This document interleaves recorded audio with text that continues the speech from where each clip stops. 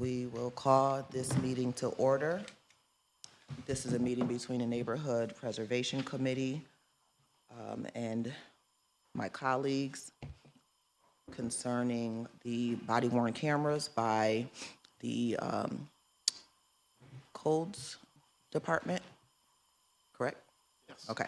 All right. I have with me Counselor Hogan, Counselor Nave, Counselor Williams, and Counselor Paniagua has called. She's on her way. All right. So we will begin to proceed. And if you can just give us a background of why we need to have these in front of us. Yes, so good morning, everybody. Jake Dishaw, Deputy Commissioner of Code Enforcement and Zoning Administration. Since becoming director, the safety of our code officers out in the field has been paramount, something that's constantly on my mind.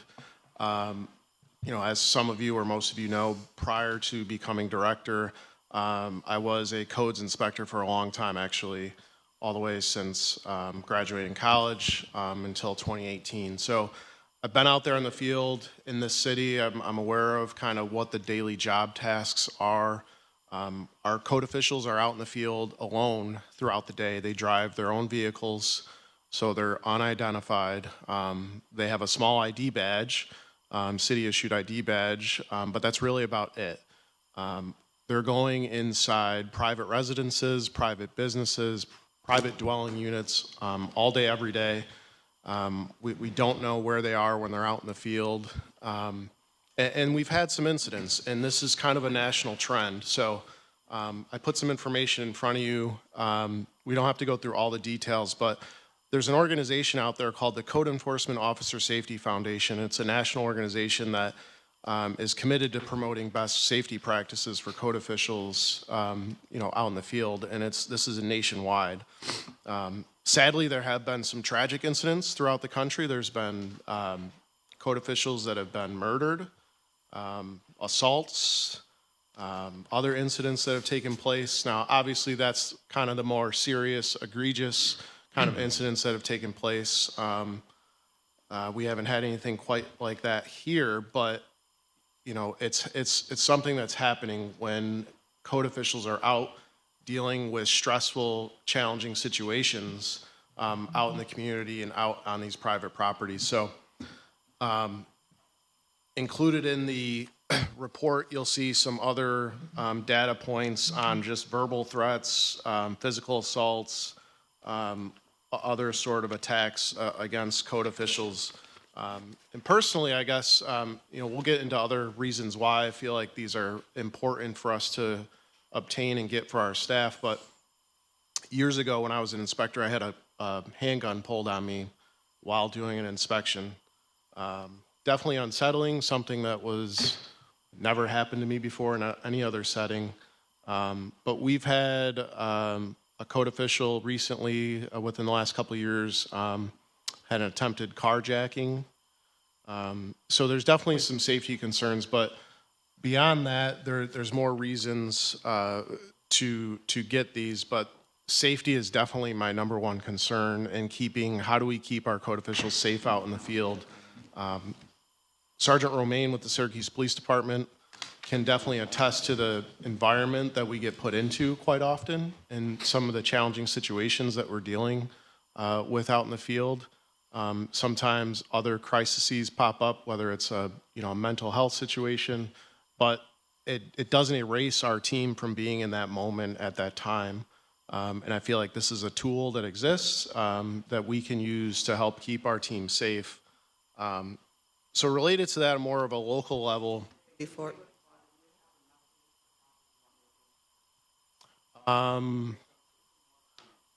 Okay. Sure. Yes, thank you. There is currently a Senate bill in New York State where they're looking to elevate assault of a code enforcement official to a Class D felony.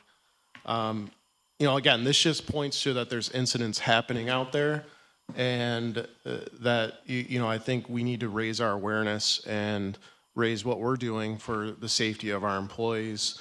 but also for accountability and transparency. So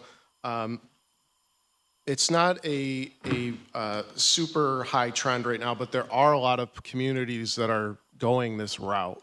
Some bigger municipalities that have done it and are doing it: Dallas, Texas, Miami Beach, Florida.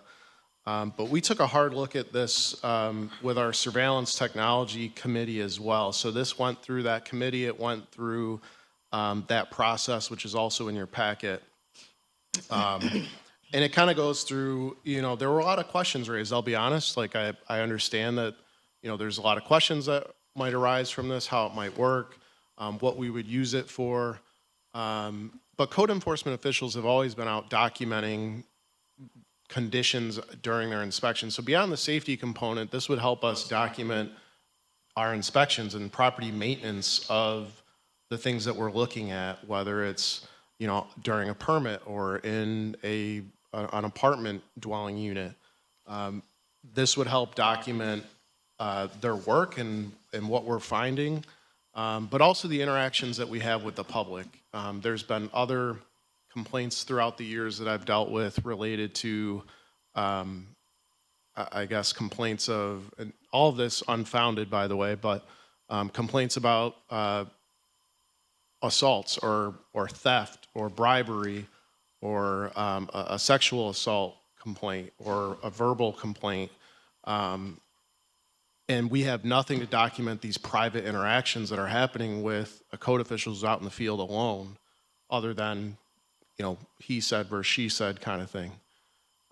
There's no other, unless there's other cameras that are on private property, but there's nothing else documenting that interaction and what's happening in those private interactions throughout the day, with up to nearly 30 code officers that are out in our community every day.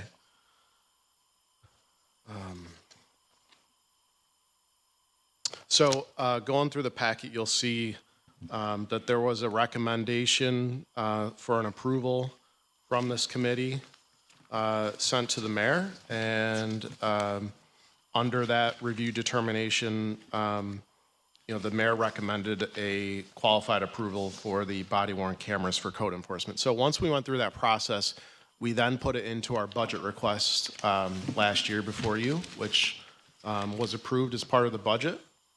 And now we're to the point where we're working to come to an agreement with Axon, who is the service provider for the Syracuse Police Department.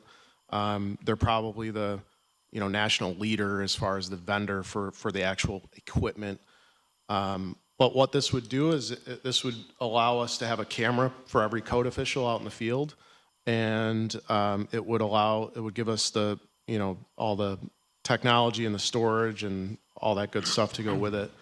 But the use of this, I want to be clear, like, we're not law enforcement. The use of this isn't for law enforcement purposes. This is for code enforcement for the safety reasons that I mentioned, but also documentation of the actual code inspection. So again, we already take pictures of things. We already have iPhones, and the video is used in certain situations. We pretty much live in a surveillance world as it is. But again, I think this adds transparency and accountability both to the public, but also to the employees that are out performing this essential work.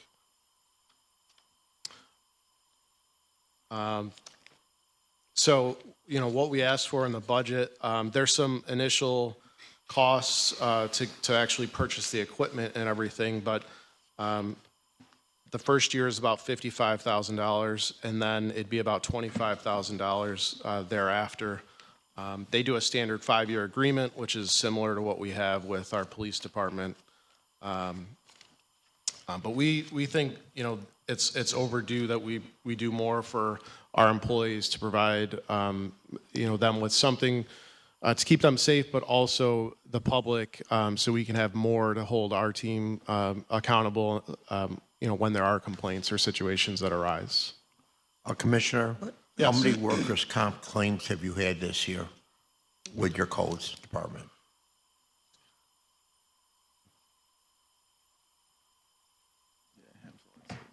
I I don't have the exact number, but about a handful. Okay, so you've had workers coming in, file workers' comp complaint, injured on the job. Was it maybe going down a stairwell that was broken? Did someone push Yeah. them? Somebody stepped on a nail recently, went through their work boots into their foot. Okay. We've had slips. We've had like stepping into like, because we have to walk perimeter of houses frequently, stepping into like, holes or uneven surfaces. So like knee issues. So were feet. any of them physically attacked? Someone was Yeah. pushed, threatened? Were they? Yeah, had to so get the police? the one actually, an inspector was getting in their vehicle following an inspection, and as they were closing their door, there was an incident where somebody tried to pull them out of the vehicle and steal the car. There was a physical altercation during that. It's all police recorded, though. It's all documented, right? They filed reports with the police, right? Correct. What about threats to code inspectors? Like, you document them, report them to the police, is that, how many of Yeah. those did you go through last year? Goodness.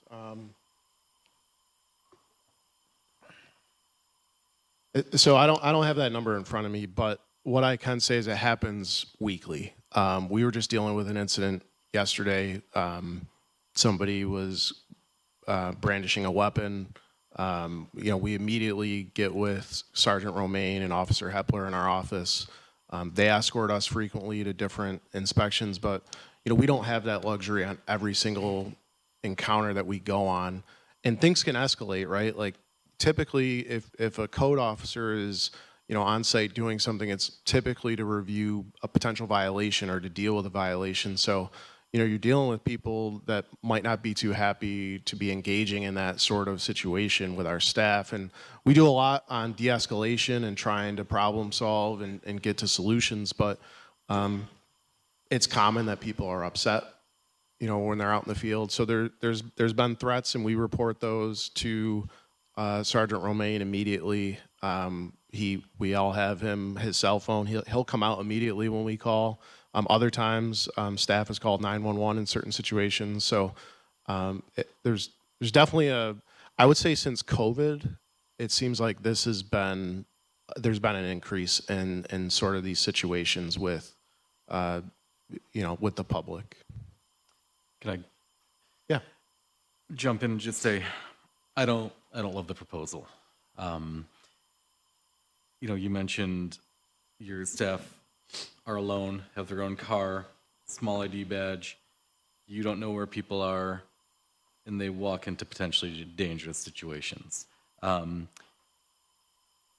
of those, to me, necessarily rise to the level of potential infringement upon people's Fourth Amendment right or an increased level of governmental surveillance. We take the top one, they're alone. There is a potential solution for that, right? People can work in pairs. There is a cost. I will not pretend like that's not there, but that's a solution. They have their own car. I can come up with a solution for that. Again, there's a cost. They have a small ID badge. I can come up with a potential solution for that. You don't know where folks are at all times. I can come up with a solution for that. Each of those criteria that you laid out, there are things that we can do that don't include having a body-worn camera to remedy and to address the situation. I think about all of those criteria, and I think about our parking enforcement officers. They share many of those same conditions. They too are often interacting with individuals that might not love the situation that we're in. Do we extend the use of body-worn cameras to parking enforcement? Now we have another group of government employees having body-worn camera, taking footage of our residents, for better or worse. Teachers, they're often alone when potentially inflammatory situations. Do we give them body-worn cameras? It just seems like there are ways that we can get to additional safety for your team that might not involve a higher level of of surveillance. Talked about a legislative solution, changing the assault of a code officer to a felony level. There's another potential solution that we can talk about, think about.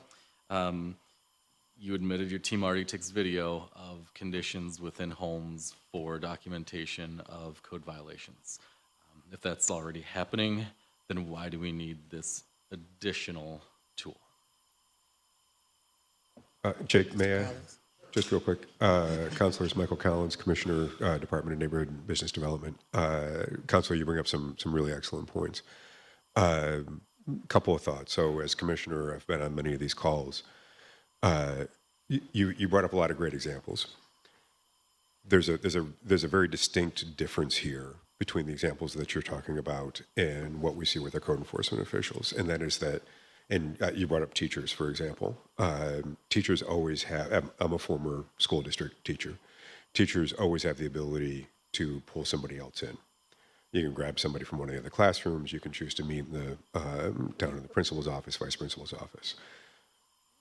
Everything that we're talking about right here is with someone that is the way that we are staffed. They are by themselves in someone's home or in someone's business. And whether it's, we had a great example, a horrible example, yesterday of what the dynamic can look like down in Cortland, where eviction court lawyer was punched by a landlord. We're often dealing with people that feel like we're either messing with their home, we're messing with their business, or we're messing with their money. And not everybody chooses to be professional in those situations. So and we don't, because we just don't have the staff to always have a police escort or to always have two people go with them. It becomes a he said, she said. Deputy Commissioner mentioned early on, there's times where people make claims against us. So from an accountability standpoint, we do not have a way right now to make sure that we do not end up with corporation and counsel in front of you saying, let's settle a lawsuit, because there simply wasn't any evidence that refutes a good story. And so rather than go to court, right? So this is, certainly get your concern about rights, constitutional rights. I believe that there's ways to work through that. But this is, for me, this is to protect people that are in very unique situations, because everyone that they're dealing with is in crisis at some point during the day. And from an accountability standpoint, it allows us to be able to say to you very, very matter-of-factly with evidence that the conduct of our team was exactly what it should be to be able to represent the city of Syracuse. So I would say that I do believe that there's ways to work around the constitutional concerns, but it's a unique situation that we're dealing with. Can you lay out the connection between wearing a camera and additional safety? The incident that you mentioned of the potential carjacking when you got a gun pulled on you. What would a body-worn camera do that would have altered that encounter to make that outcome not occur? And maybe how different it is from now. I mean, if somebody threatens a code enforcement officer, is that immediately, that you call the police make a report on it? Based that's on procedurally how we do it? Yes. Okay. So a police officer visits the person that made the threat to the code enforcement officer. I think what we're struggling with is, I'm struggling with is how this is going to protect the officers. This camera is going to protect the officer. Sure. And I think what you're pointing to in those extreme examples, like, sure, the police department's going to come, they're going to follow their procedures and policies. Now, right, Jake? Yeah. Okay. But as Commissioner Collins pointed out, there are hundreds and thousands of other interactions of things happening where there's no documentation of what is taking place.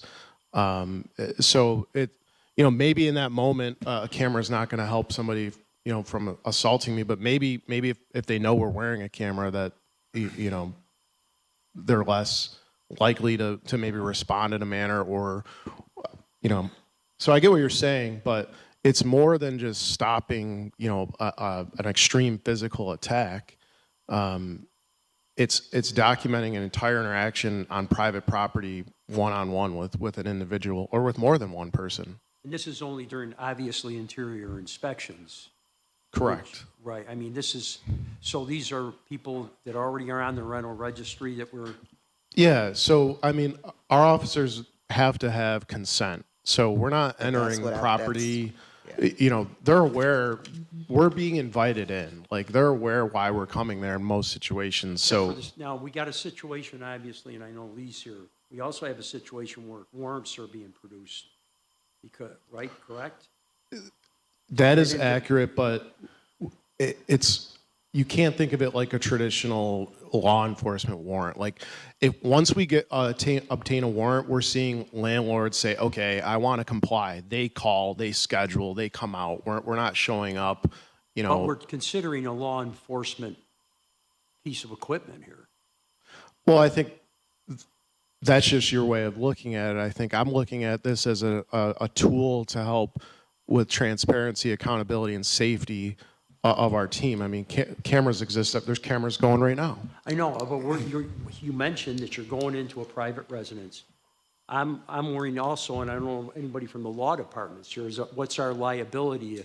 I mean, can the, if he goes into a residence and perhaps the district attorney's got some idea that there might be something in there that might be in violation, if that, what happens? They like subpoena our camera That's what I want to technology, know. or Like, what? are we sharing information at all eventually?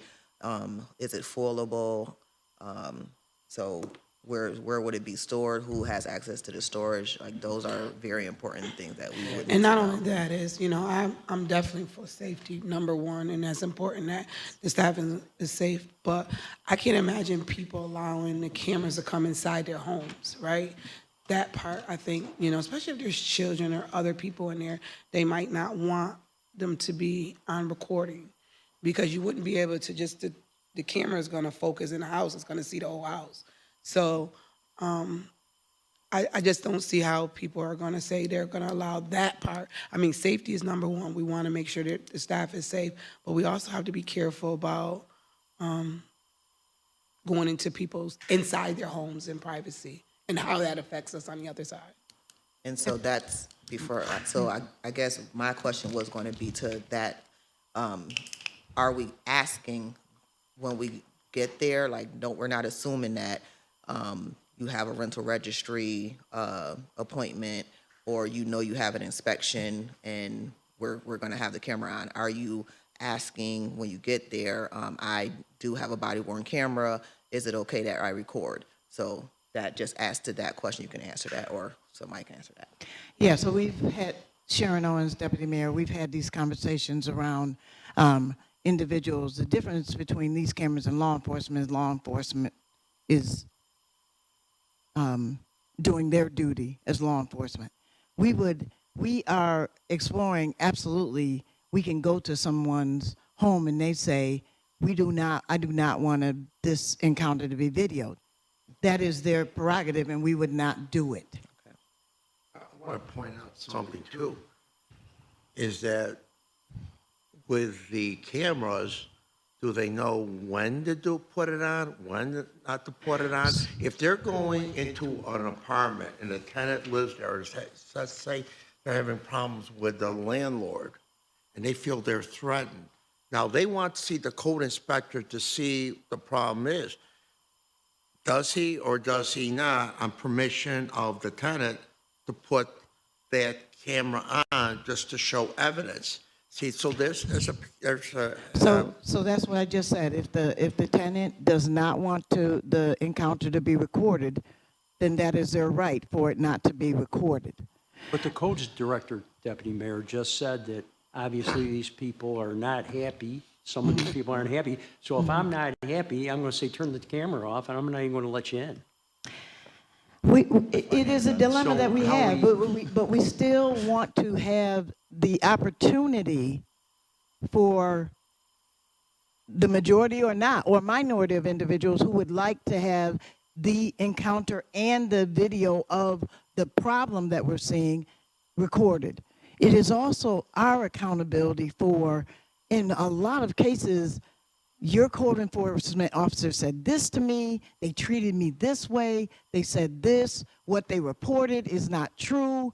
And so it's a he say, she says situation that a recording of the encounter would help us if there is some area that we need to train or pursue some kind of discipline for, we would. So one other thing to consider here.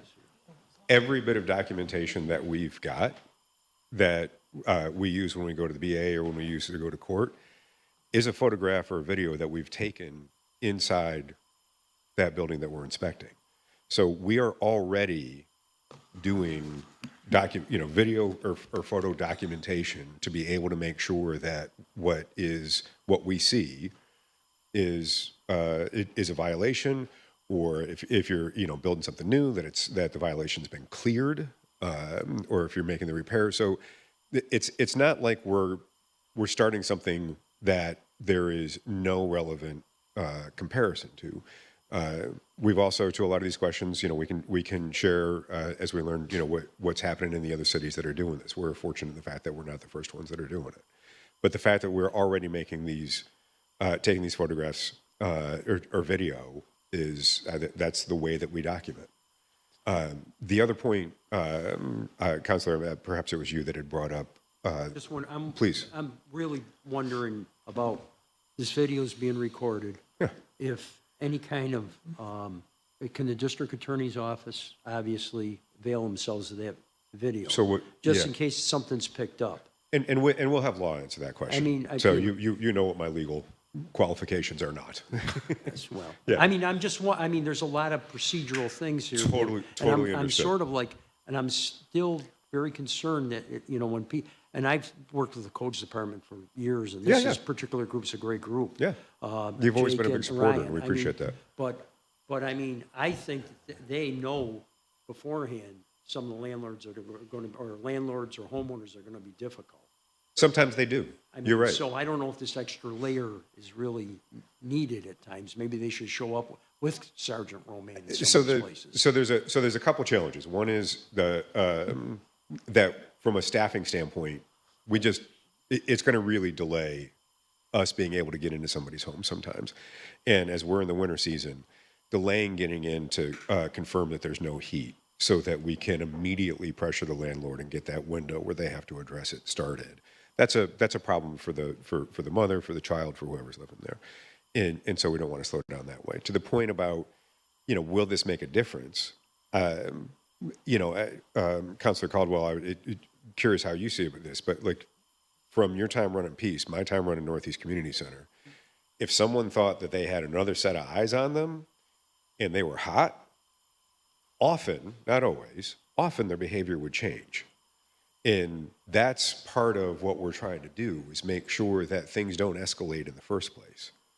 And I've been in enough situations running the community center as a teacher and out with our code enforcement team where someone that could get hot or is starting to get hot, that with the training that Jake and Ryan do with their staff in de-escalation, and the fact that there is a recording of what's going on, it's an additional tool in the de-escalation. So, Commissioner Collins, I agree with like the exterior, right? When you're coming in front of someone's home, we're meeting. But once we go inside, that's a different kind of thing, right? Yep. And you have to be very careful. Absolutely. Of where, privacy, actually law. I was hoping law was here because if we see something or something happens, like, I'm a very, I'm into I like camera and stuff, but I don't know how I would feel if they said, "Hey, Rashida, come in and I got a camera and you're videoing my whole inside of my house, So, right? And I have nothing on." So I'm just saying, I just think we have to be very careful of that piece alone. And also, I can't imagine too many people are going to say, "Oh yeah, come in and video my whole house," because that's what happens with the camera. Yeah, and actually we do have residents that'll come in and go, yeah, you need to document everything that this landlord has let go in the house that I'm trying to raise my child.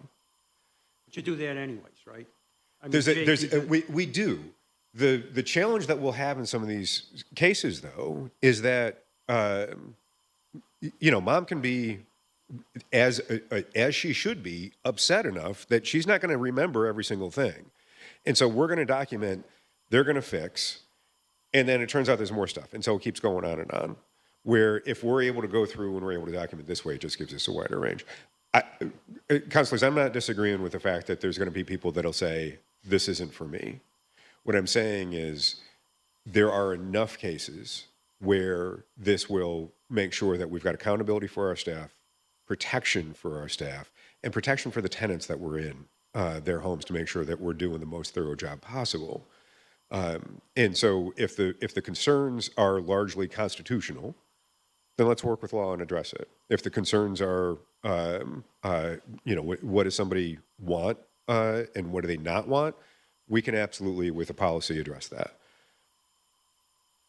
Right now, I don't feel good that I have some of their team that are out in homes and in businesses with people that do not want them anywhere near there and will do anything they can to intimidate or threaten to get them out of that situation. I have one more question.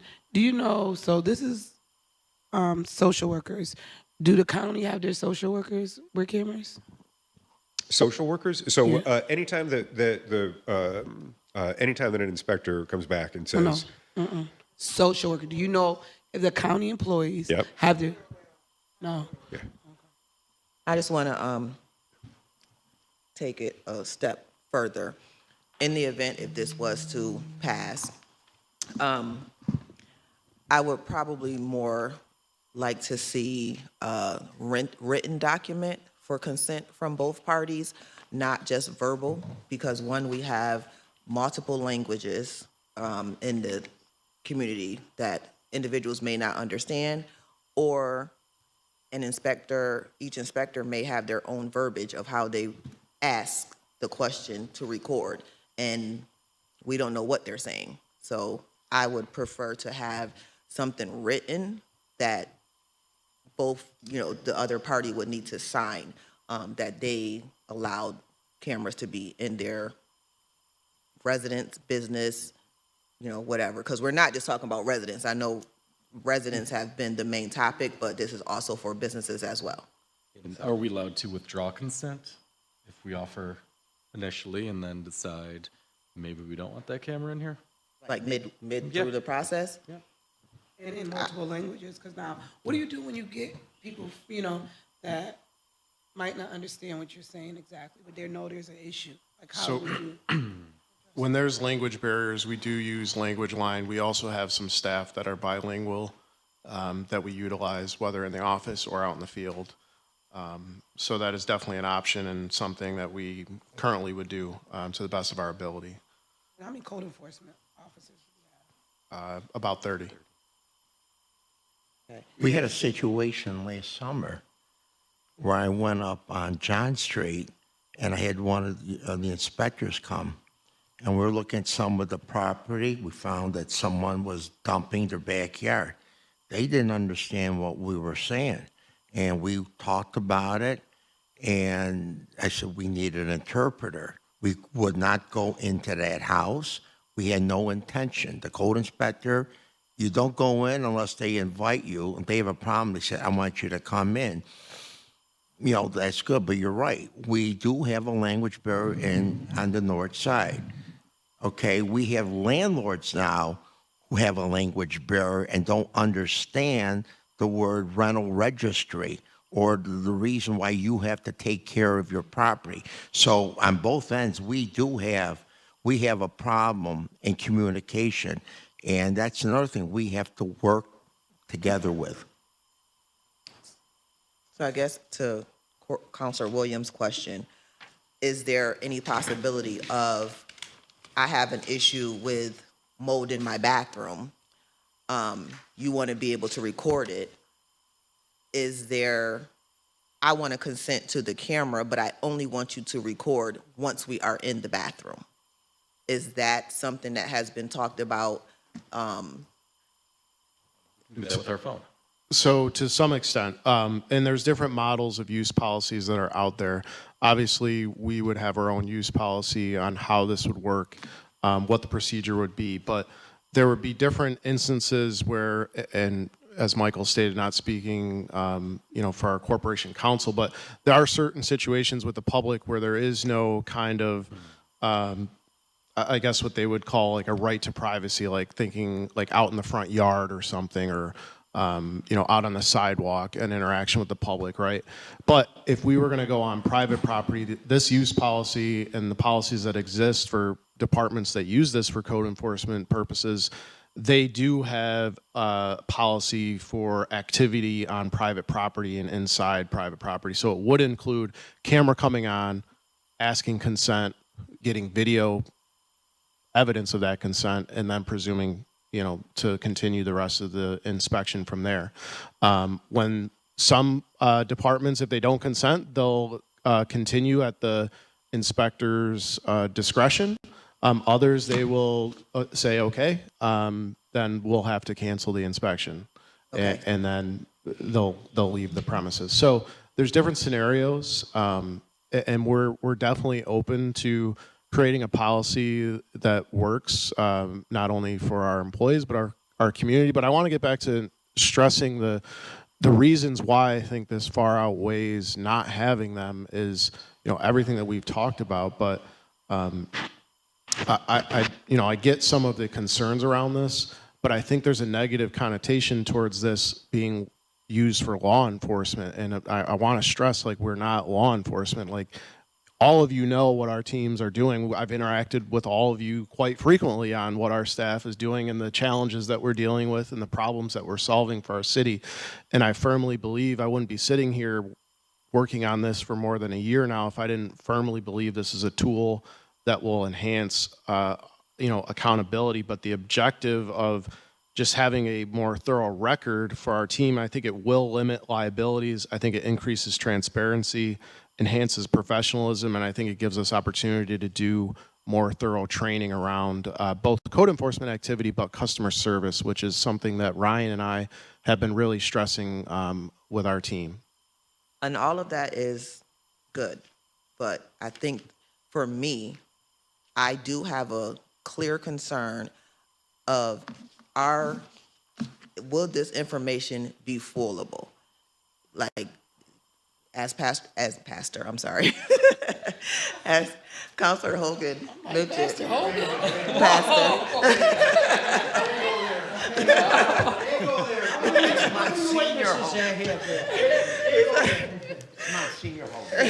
Yes, let's get it run.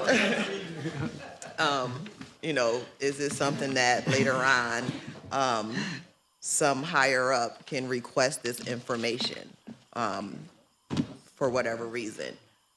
Yeah, so you could have a CPS, something in place, and they know that codes have been at this property, and maybe we need to look at that. We want to know all of that. Counselor, as city agents and city information, anything we have is foilable. Yeah. I'm not a lawyer. I'm not corporation counsel, but anything we possess is foilable.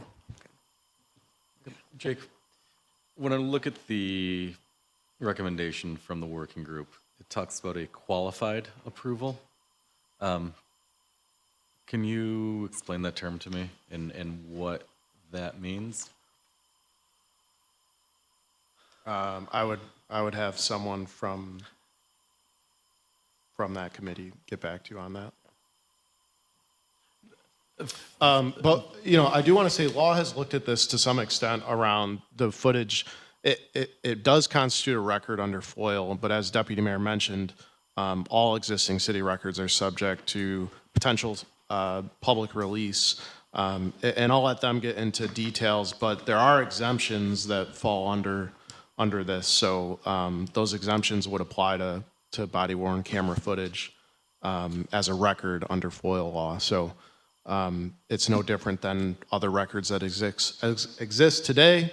Parts of it can be redacted, some of it can be withheld entirely, but I'll let them speak to that. Now that somebody told me what you asked, qualified approval is based on the feedback that we received and recommendations from the committee as we develop the policy.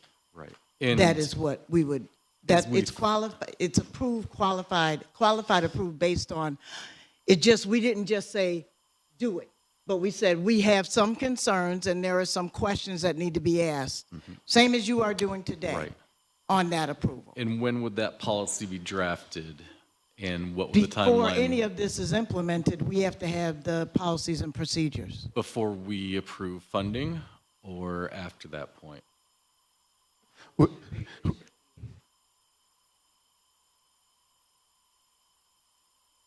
Should be is a strong term. And this would be for every, Counselor, if that's what you determine you need to happen, that's what would happen. Okay. Thank you. this would be for every inspection. And I guess I'm concerned with, once the use policy is in place and what that language looks like, I think that would definitely need to come back before us so that we could have a clear understanding of what that looks like. Because my thought, based on what you said, is that if someone refuses to agree to the camera, then at the inspector's discretion, they can say, okay, I don't want to move forward, see you another time, I guess.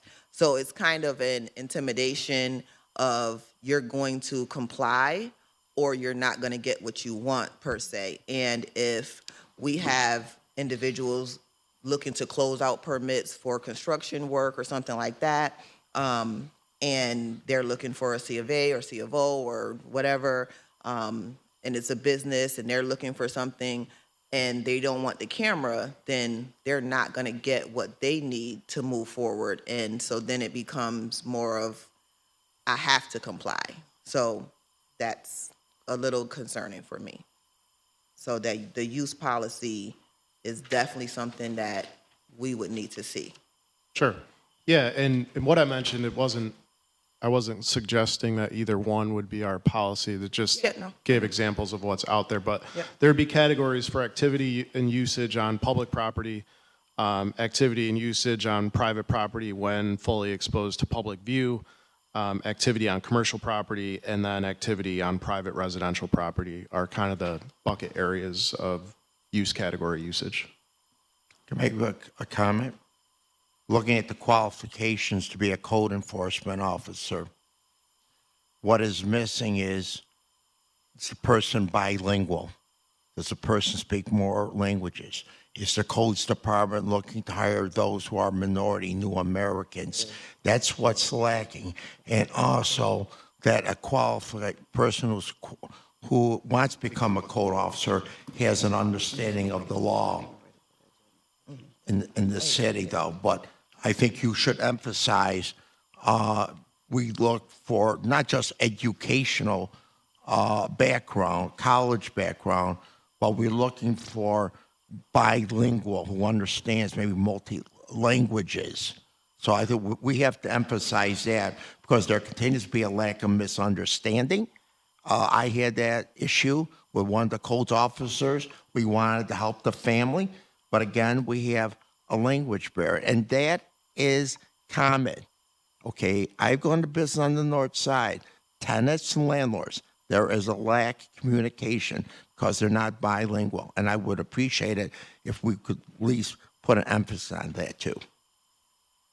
Yeah, definitely. Ryan and I have made a concentrated effort in hiring to definitely have more representation, for residents of our city. But as you know, our code enforcement positions are all civil service, so a lot of the hiring procedures fall within that structure.